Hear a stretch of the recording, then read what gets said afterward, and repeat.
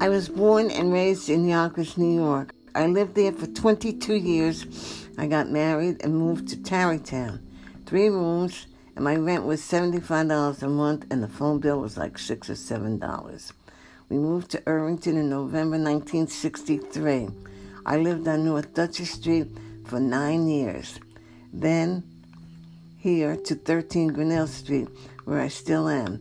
When I first moved here, it was so quiet and I didn't know anybody. One day I was outside with the boys, and the first thing somebody said to me was, "Be careful what you say to people because they are all related."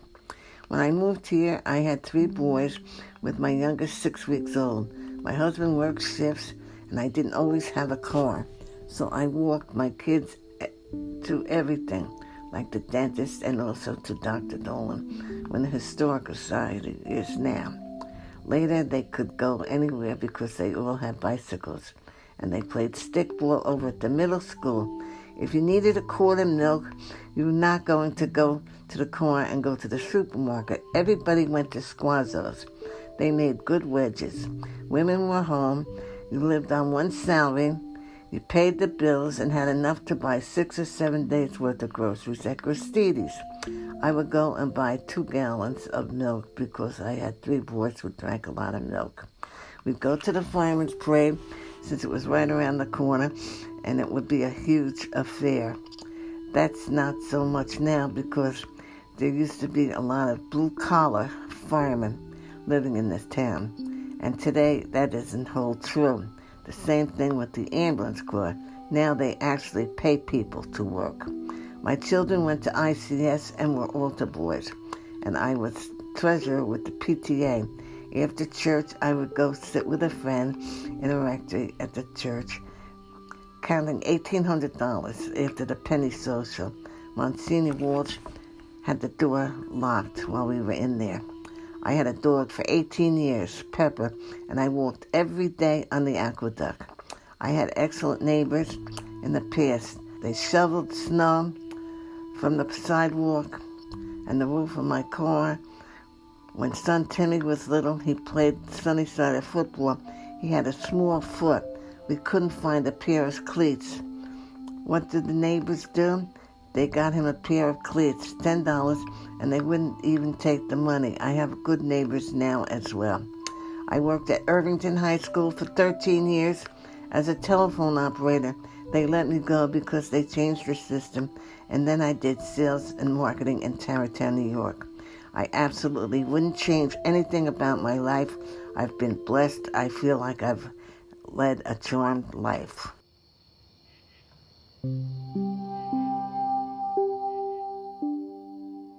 I've lived in Irvington for 75 years. I was born in 1939. My parents came in the early 20s from Italy. They both came through Ellis Island.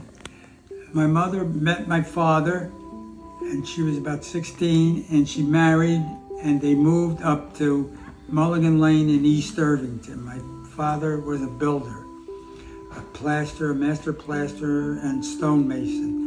And he had that business. I grew up in East Irvington, and that's where I went to school first.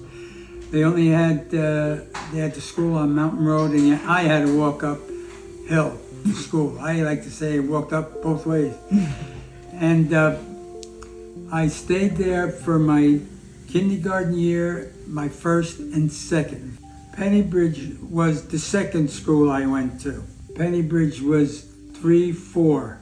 And then you went down to Main Street School for 5 through 12. When I was a kid, we didn't really go down to Irvington unless it was something that we had to do. So we'd go down in the summertime to the movies at the beach that the recreation had, and sometimes they'd have a dance behind the school. After school or at lunchtime, we might go down to the field, which had homemade potato chips. They made them right there. They were the best. And their jelly donuts. The biggest event that I remember from my childhood is my 6th birthday.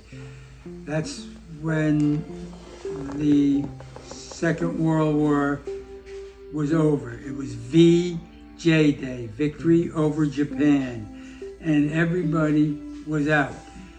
We heard the lady next door coming out of the house yelling, screaming, war's over, and banging a pot and pan, and the church bells were ringing. The chapel bell rang. The sirens were going in the village, the firehouse, everything was going. And everybody come out on the street. I was wondering what was happening. It was my birthday. We were sitting in there, and then all this commotion happened, and we all went outside. And that's when it dawned on us that, okay, it's not my birthday party, it's something else.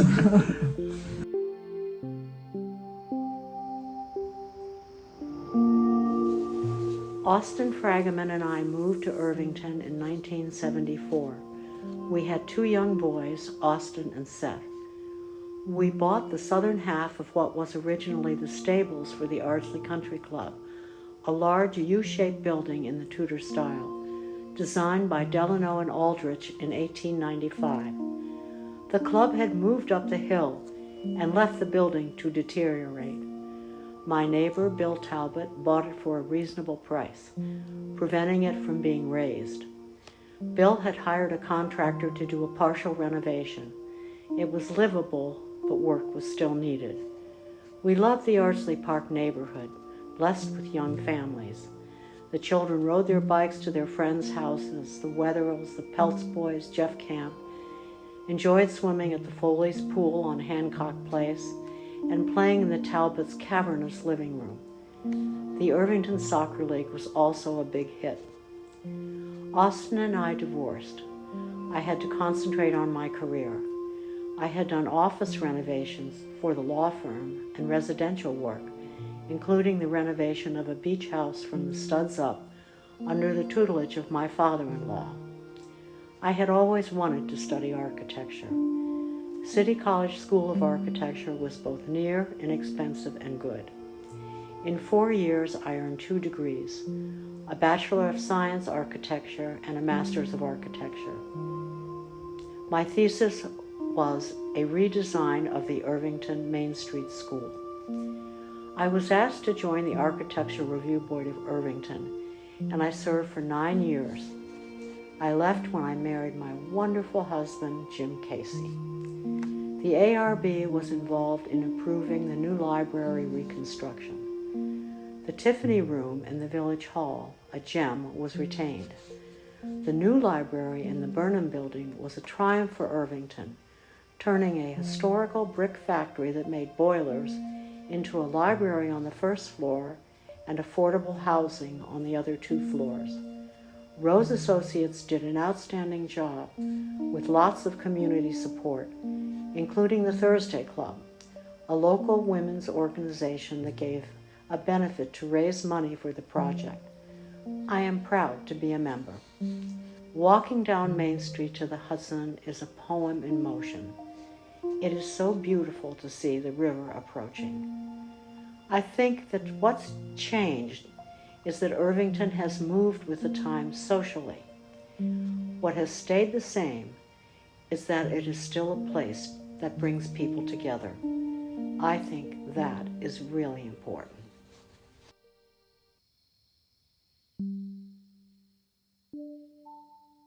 I was born on September 24th, 1941. Because my father enlisted and served in the Second World War, we left Irvington for about 3 years while he was in the service. We lived for a while in a great military complex at Hampton Roads, Virginia. Dad finally came back, and we returned to the almost finished house in Irvington. It's now number 60 West Clinton Avenue. But back in the day, we didn't have numbers. We were just the Smiths on West Clinton Avenue. At that time, the apartments had not been built along the river below our house. There was nothing but a field all the way down to the tracks of the New York Central Railroad. In the summer, there was trap shooting in our backyard. In the winter, we had snowdrifts that were, to my child's eye, very, very high, and we could tunnel under them and have great fun playing with them. Of course, West Clinton Avenue, being a street that ran downhill virtually to the Hudson, was a great place to go sledding. I remember my flexible flyer. I could get on that sled and go faster than a rocket. Crossing the railroad tracks was verboten in my family, but that didn't really stop us, and I would go down and fish off the rocks. You could catch yellow perch down there. They weren't necessarily great eating, but I did persuade my mother to cook them up from time to time. Edie, my younger sister, accompanied us on one of these fishing trips and cast her line. As luck would have it, no yellow perch were interested in her hook, but a long river eel was, about 3.5 feet long. As she was reeling it in, instead of a fish, there was this writhing serpent wriggling in a menacing way. I still remember her startled reaction. Our house was modest in size, but comfortable. I had a room upstairs, which I shared at first, but I finally got my own room, and from the window, I had a glorious view of the Hudson River. What would I have been? Maybe 5 years old. I was still imbued with images of the war. It was about that time, and maybe a few years after that, the Navy was mothballing some of the old transport ships. I think they were called Victory ships or Liberty ships. In any event, they had served their purpose. The Navy decided to mothball them up the river at West Point, and that meant a continuous parade of gray ships coming up the Hudson. I remember that some of that took place at night, and when that happened, all you could see would be the dark hulks of the ships and their running lights. I had a boyish imagination at the time. As I looked out over the river and saw those ships in their big, menacing form, I suddenly imagined that an attack was going to happen. What to do? I remembered that when there was an emergency, you were supposed to turn off all the lights and pull the window shades. And so that's what I did. I pulled the shade down in my room and turned out the light. I ran all over the house shutting off lights. The house was darkened, and happily, we escaped without a bombardment ever occurring, thanks to my quick wit and quick action.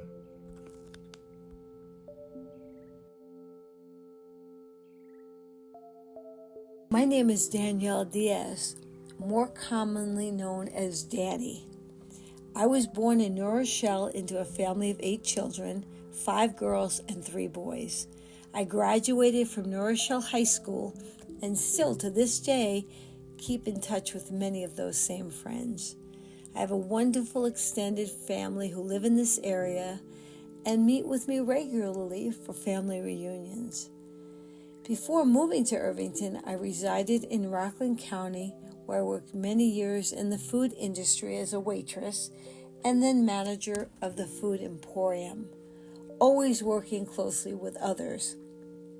In 1988, with the help of a home equity loan, Giordano's opened in the old Grand Union building right here in Irvington. Eventually, with the support of my customers, I needed a much larger location, so I moved into my current location, the Becker Building.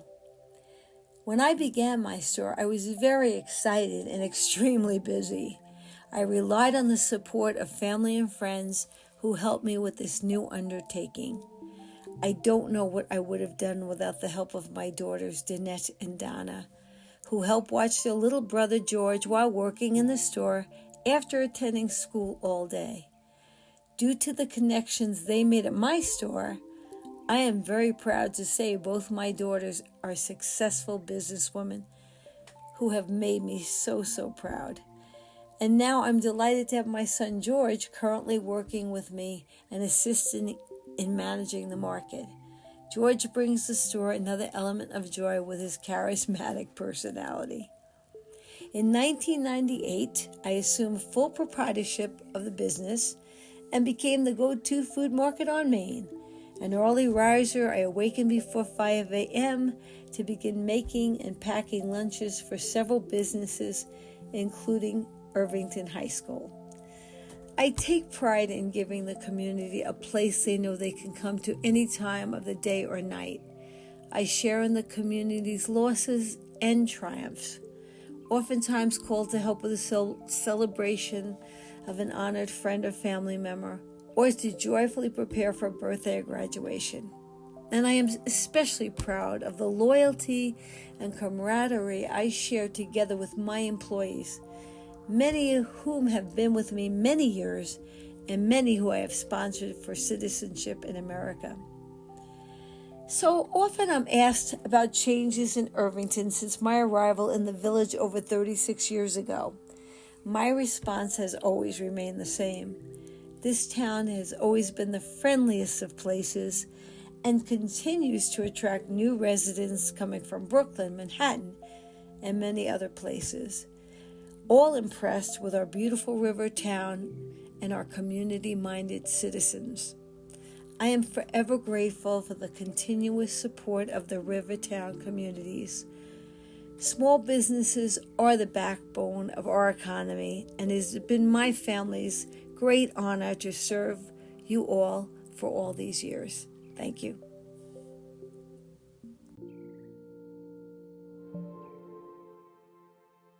I was born in the Bronx in 1924. I had 4 siblings, and my mother died when I was 2. That's when we moved to East Irvington, where I grew up and went to school and lived for 89 years. When I was 19, I was drafted into the Army. I arrived in Europe weeks after D-Day. During World War II, as I lay in foxholes, I prayed for God to let me live just one more day. Now, I'm 100 years old, and that is still my prayer. I've seen some terrible things in the war. In the middle of the night, a friend and his crew got wiped out by a battery. 7 guys just like that. I lucked out. Once I looked up and saw 2 English planes, Spitfires, in a dogfight against a German plane, right there above me. I'd seen airplane bombers spot us and turn around to attack, shooting guns with shrapnel that shot out right in front of my eyes. When World War II ended on May 7, 1945, I was accidentally shot in the kneecap 2 days later by an American soldier. I didn't feel no pain. They shipped me to a hospital in Frankfurt with 2 military police officers who never left my side. When I arrived back in Irvington, I tried to work for General Motors and passed the physical.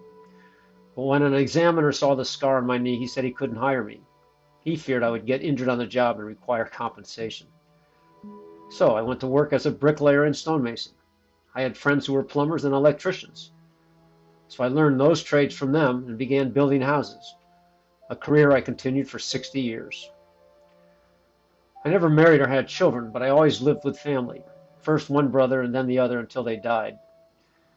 Since 2013, I have lived with my nephew, Nat Gladys, and his wife, Olga, both 85, in Lawrenceville, Georgia. I've lived a long life because of healthy living. I like to cook. Eggplant, fish, lasagna, and Italian braciole are some of my specialties. I take 1 pill for blood pressure, and that's it. Not even a multivitamin. When I'm asked about giving advice to others, I say, go to school, learn. And not just the technology stuff. Pen and paper. I don't like technology, and I don't like AI. I can't keep up with it all. They're going too fast. Everyone used to talk to one another, but now there's a computer in everyone's hands wherever you go. It's awful. Living too fast is no good. Why not slow it down a little? I think I'll get to be 101, maybe even 102, or whenever the guy upstairs is ready for me. A doctor in New York once told me I'd live to see the high 90s because I've been so healthy. I tried to call him not long ago to tell him my age, but I couldn't get him. I think he died.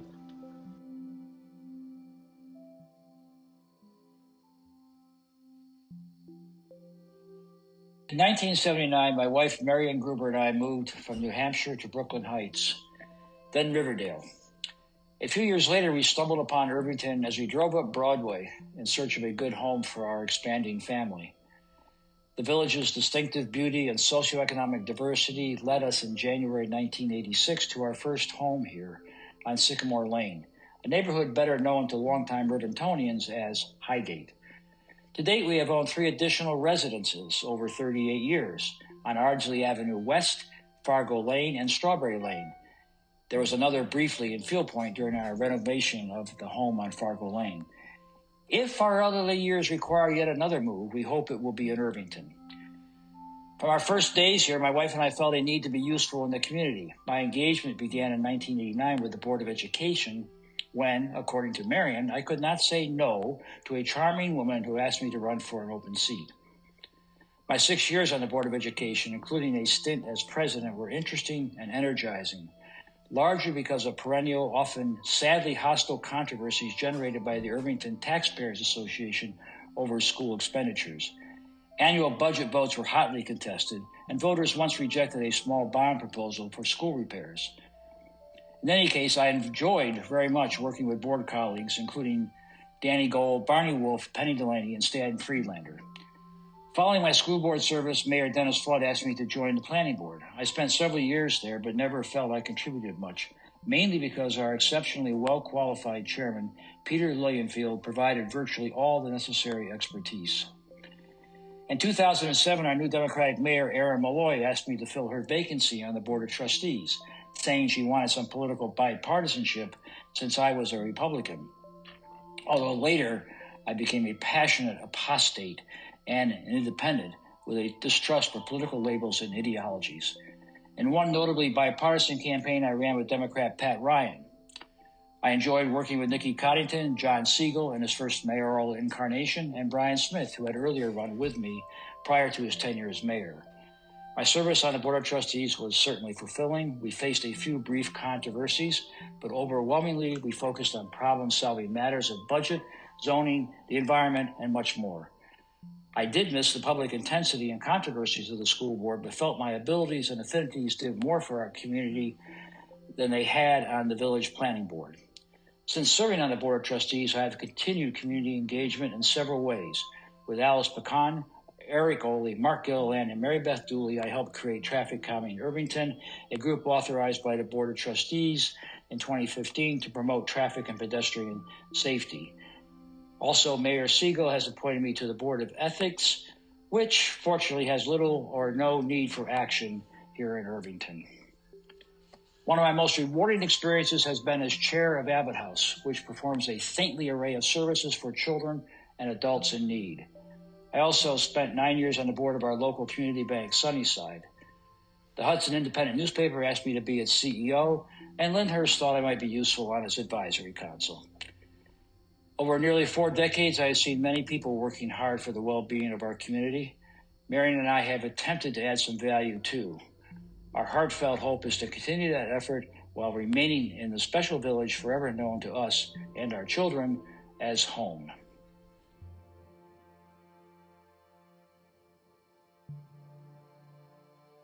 My husband Roy and I moved to Irvington after we were married in 1962. We were looking for a location on the water, equidistant to each of our jobs at IBM.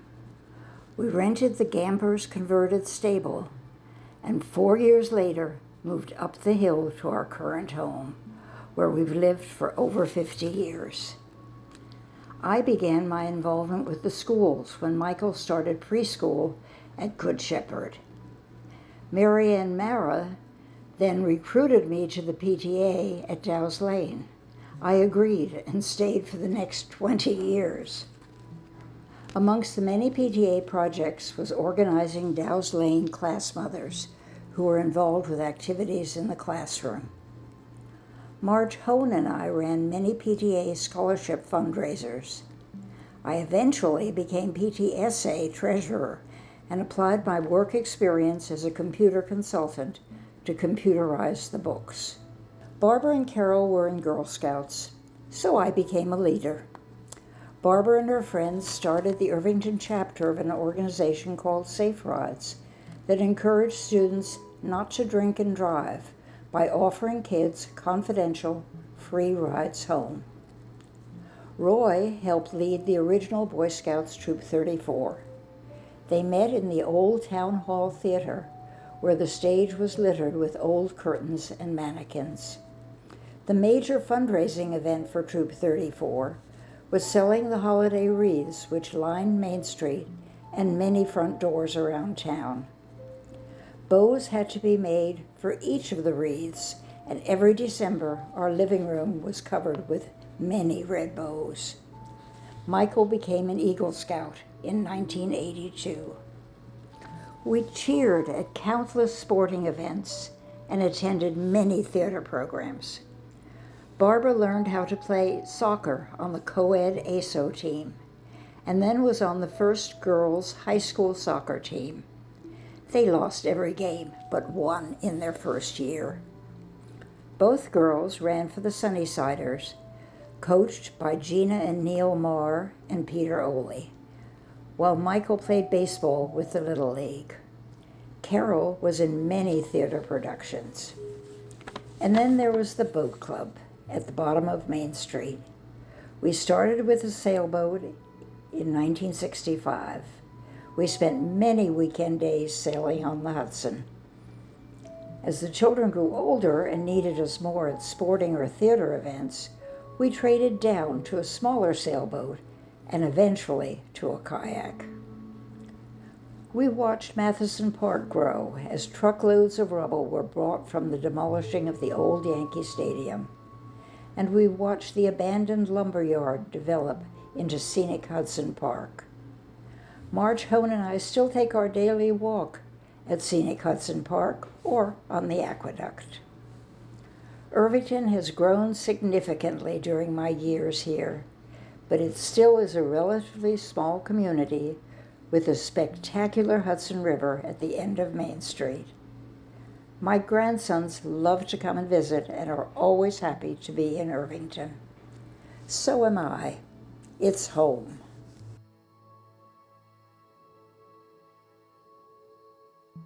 In 1960, Bob and I were married. First year we were in New York City. I think it was a $32 a month apartment. We moved back to Irvington the following year to the Half Moon Apartments with our son Rob and later our daughter Kelly.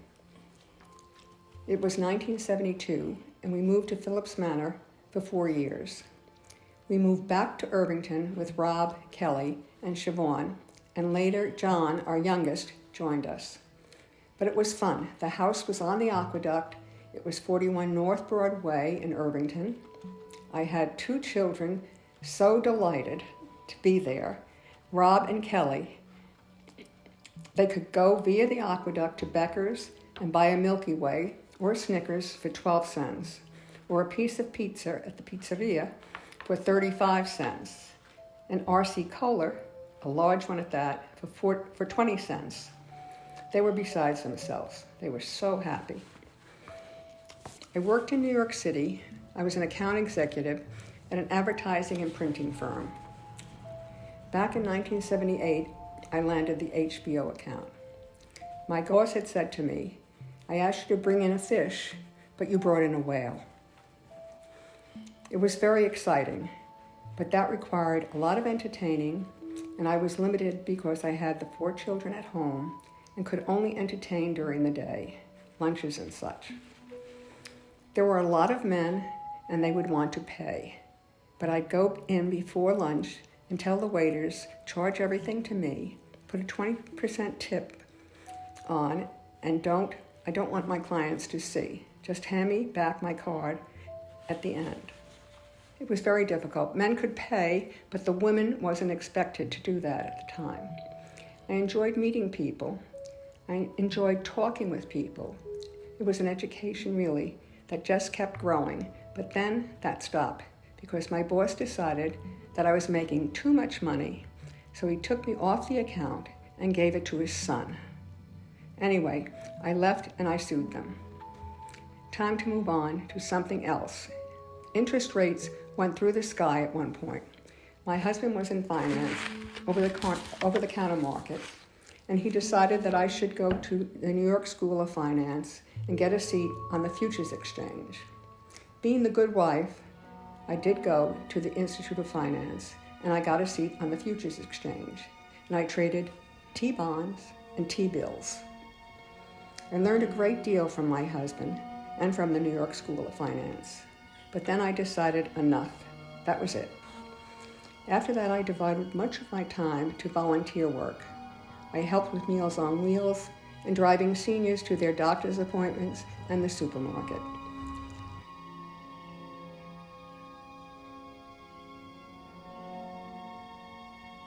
My connection to the village of Irvington began in 1912 when my mother, Eleanor DeCara, was born in an apartment on Main Street in Irvington, above a store where her uncle Joe DeCara would eventually open a restaurant called Joe's Spaghetti Diner, the present site of Mima's restaurant. In 1939, my mother and father, Frank Marra, were married, and together with my older brothers, Reg and Peter, we lived at 163 Broadway, in a gatehouse on the former estate of Cyrus W. Field.